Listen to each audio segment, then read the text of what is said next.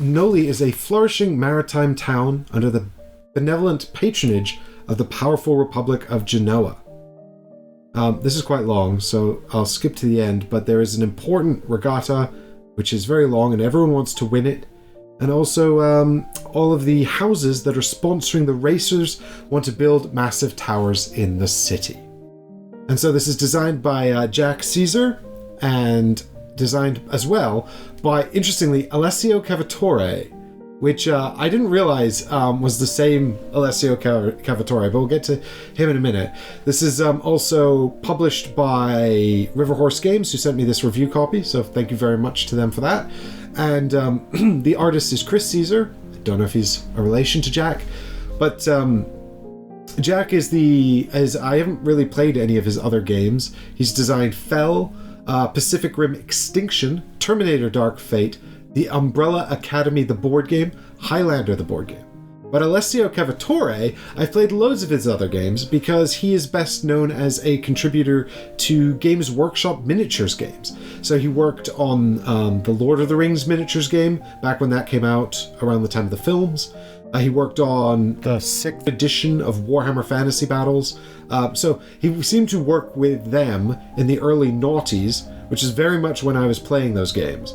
And he's also worked on a bunch of other stuff with Jack Caesar, for example, Pacific Rim Extinction, Highlander, the board game, they both worked on that.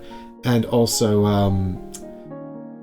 Alessio also worked on Jim Henson's Labyrinth, which I heard wasn't very good, although I've not played it. And Bolt Action, which he designed with Rick Priestley, which I've heard from history wargamers. People who are into tabletop miniatures war games, who are also into history, I've heard Bolt Action is quite good. So, but I haven't played it.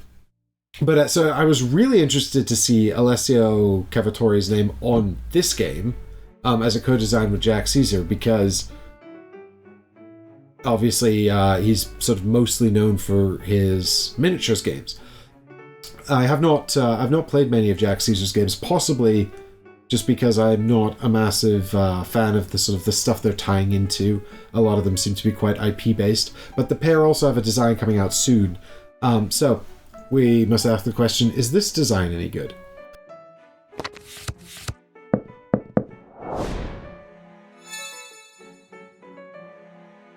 What you're doing in this game is you are, and I've sort of put out 4-player situations here, but there is the town of Noli.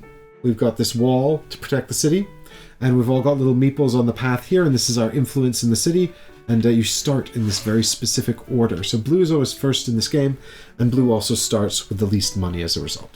2 resources in the game, money and also tower, bits of tower. This is important because the game ends either when a player reaches the influence spot at the end of the track, or when their tower reaches a certain height. I believe it was 7, but it might... Actually, no, I think it's 5. Yes, when their town reaches... is it 7 or 5 segments? When your town reaches a certain height, you also win the game. And so what you're trying to do is prevent this from happening. If someone gets to the end of the track, then the person with the highest tower at that point wins, but ties are broken in favor of the person who's furthest ahead. So that gives you a good chance of winning, provided you've also been building your tower somewhat. So the game is actually just 2 phases, and the rounds continue until the tower criteria is met. And in the first phase, you're all going to bid on actions. So you've got these action boards, which are going to be hidden behind these player screens. So this has got little legs, as you can see over here, and it's going to be stood up in front of your player screen like this. And then what you're going to be doing is you're going to be hiding money behind your screen to take these different 4 actions here. And this is move your piece along the track. So this one is you gain a buoy token, and there are only 3, so you take one from the central supply, and if there are none left, you take one from another player who has one.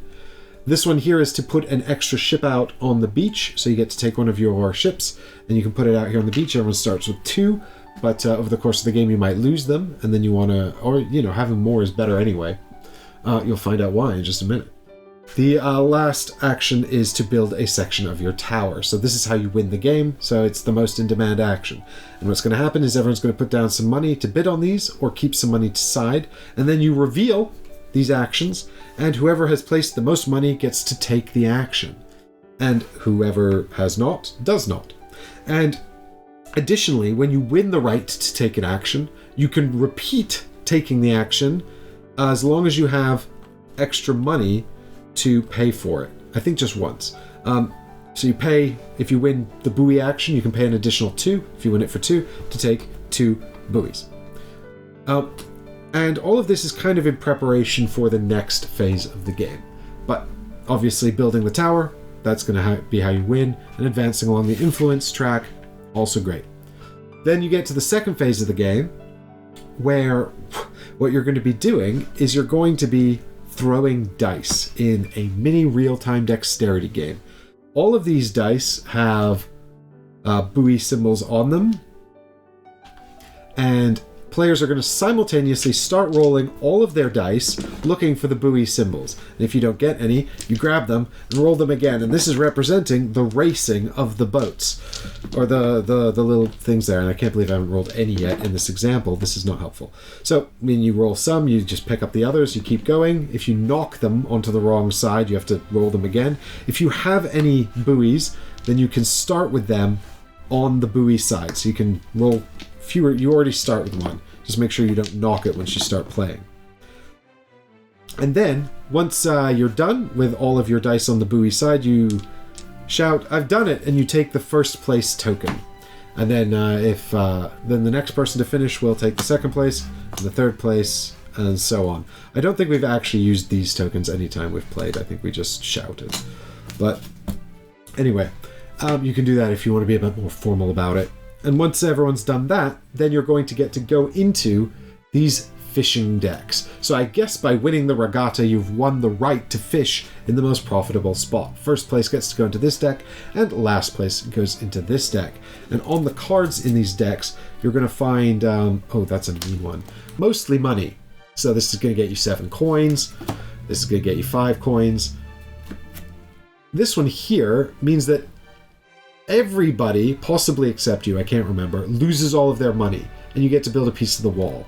We'll also find cards that get rid of pieces of the wall. Now, these sort of attack cards, you'll find them in this deck. And when you get an attack card, you remove the piece of wall, and if all of the wall is being destroyed, then you can start removing pieces of people's towers instead. So those people are incentivized to rebuild the wall. And that's pretty much the whole game. You know, the decks get like increasingly less profitable as you go. You get to draw as many cards as you have ships, and otherwise you're just bidding on actions and then playing a real-time dice throwing game, and advancing along the track and trying to build your tower. And everyone picks on the person who currently has the highest tower because they're winning. I've played this twice. I've played it at 4. It actually, I just noticed on the box it says 4 players. And it begins the rules with a 4-player setup, but I'm sure you can play it with fewer. Yes, there is a little exception here at the end that says 3 and 2 players. I think the game feels like it was designed for 4. And at 4, it was really good fun. It says it's 45 to 60 minutes. It delivered on that promise. I don't think either game lasted more than 45 minutes.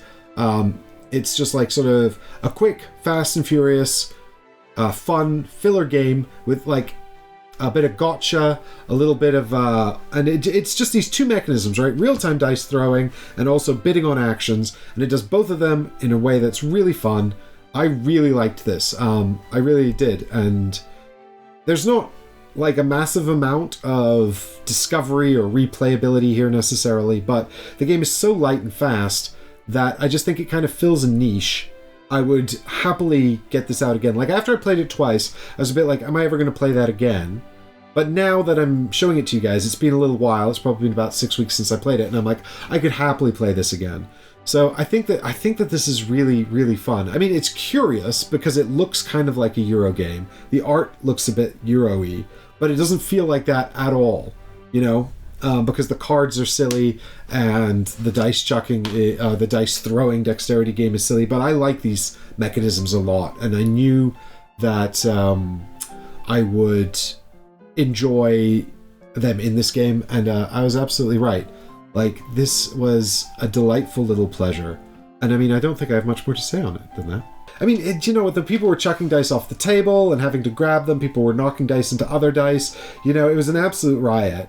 These two mechanisms of sort of real-time dice chucking and also hidden auction bidding are two things that I find really compelling, because you're trying to predict what everyone else is going to do, how much money they have, what they're going to bid, second guess them, you know, and then just chucking dice as fast as you can is just fun. And everyone, it's got that moment of exaltation when you do really well, or chagrin when you do really badly. So and the game is short enough that it doesn't overstay its welcome. I don't see you playing it back to back. Like, there's no discovery here. The replayability is just, that was fun, and I'd like to play that again, but you're not going to, like, discover, like, major new strategies or anything. It's a very simple game, but I also think that it does the things it does really, really well, in the sense that it gives the dice throwing and the action bidding just enough meaning. Everything's tight enough, you know? And the way players sort of gang up on each other and pick on each other, the information is apparent enough to make that enjoyable and sort of balancing for the game state as well. So overall, just a really tight package of two really neat mechanisms. So the game is retailing at about £35-40, which is a little bit more expensive. I mean, at that price point, I think you need to have a gap in your collection for something like this, which is to say, sub an hour. Definitely, I mean, really, it's 30 to 45 minutes, you know, unless everyone's like, I don't know, really evenly matched. But the production's great. The pieces are really satisfying. So you can see the quality in what you're paying for. But it is like slightly niche in the sense that I don't think anyone's going to finish playing it, even though it's exciting and engaging. I don't think anyone's going to finish playing it and be like, immediately, I want to play that again. You know, because you're probably going to sort of play it. That was a fun exercise. And then it's going to go back on the shelf until you have that moment where you need a sort of 45-minute filler. And again, it wants exactly 4. I say it wants exactly 4. You can play it with fewer. I think 3 would probably be fine. But I think at 2 it would not be as much fun. You know, the chaos is where this game kind of comes to life. Yeah, so I think, the 3-player changes are not substantial. And it's probably still fun. But I think it definitely shines at 4 with maximum chaos energy. So, I mean, if any of those things sound appealing to you, then definitely check it out. If you get the chance to play it, I highly recommend playing it. And then seeing if you like it, if someone wants to bring it to the table. And I think that's pretty much all I have to say about Noli. Easy to learn, easy to teach. So that wraps up the review of Noli.